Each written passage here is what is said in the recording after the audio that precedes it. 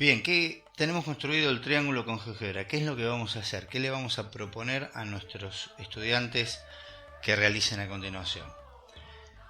Por lo pronto les vamos a pedir que hagan una tabla como la que les estoy mostrando en este momento. Esto en la carpeta, yo lo estoy mostrando en una planilla de cálculos por una cuestión de simplificar la tarea de grabar el video.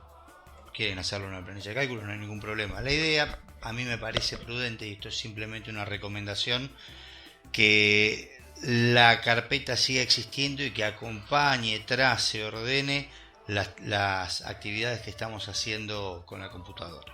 Entonces, una tabla como la siguiente, donde planteamos la medida del ángulo, las medidas de opuesto adyacente e hipotenusa y los cocientes que les vamos a pedir calcular: opuesto sobre hipotenusa, adyacente sobre hipotenusa, opuesto sobre adyacente. Notemos que ni siquiera hablamos todavía del nombre de las razones trigonométricas ni de tal concepto. Tenemos que reconocer los catetos. Esto habría que haberlo comentado, ¿sí?, en algún momento, que si este es el ángulo agudo con el que estamos trabajando, el cateto que está enfrente es el opuesto, el que comparte el lado del ángulo es el adyacente, y como siempre el lado que se opone al ángulo recto del triángulo va a ser la hipotenusa. Con estas claridades debemos completar la tabla. ¿Cómo lo vamos a hacer? Muy simple. Digamos, aclaremos lo siguiente, ¿no? Cada estudiante va a tener un triángulo diferente. Es decir, yo tengo construido este triángulo.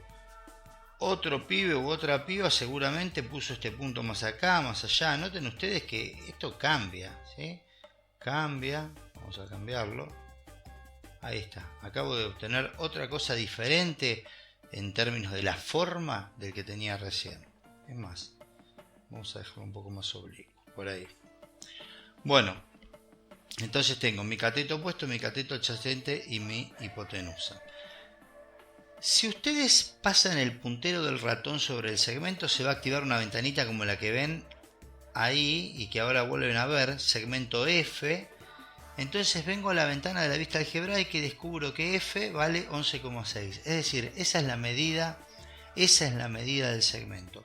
¿Cómo te das cuenta? Nuevamente hago clic, tiene que estar el selector de objetos activo, que se obtiene desde el menú elegir y mover.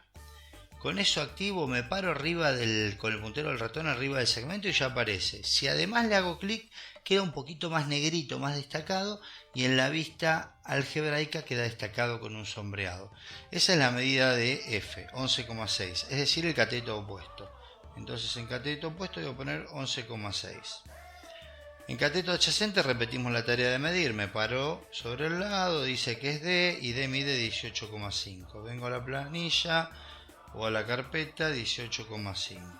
Y por último la medida de la hipotenusa, segmento E, hago clic, 21,81 es la medida, 21,81. Bien, ahora quiero realizar los cocientes. Acá hay dos caminos. O les pedimos que lo calculen directamente con GeoGebra, o haciendo, por ejemplo, opuesto sobre hipotenusa. Opuesto era F, que es 11,56 dividido E. Entonces podría ser F dividido E.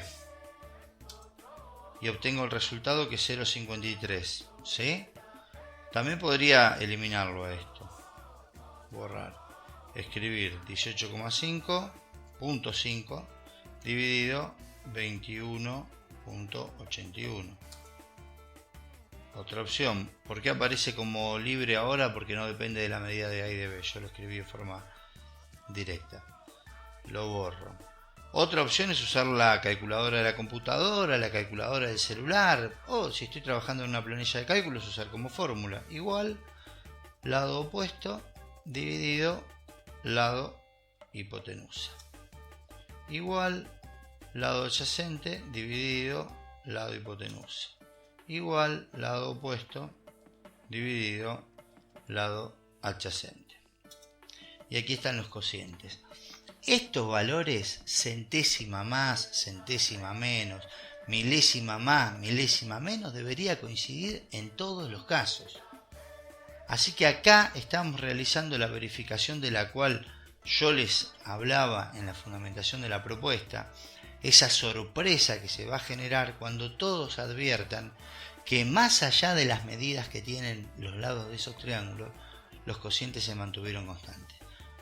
Mi propuesta para esta primera parte de la clase, que tiene que ver con desarrollar el concepto de razón trigonométrica como razón de lados homólogos en triángulos semejantes, sería repetir esta actividad en 5, en 6 triángulos, establecer conclusiones y a partir de ahí empezar a resolver problemas, pero esta es la segunda parte de la clase.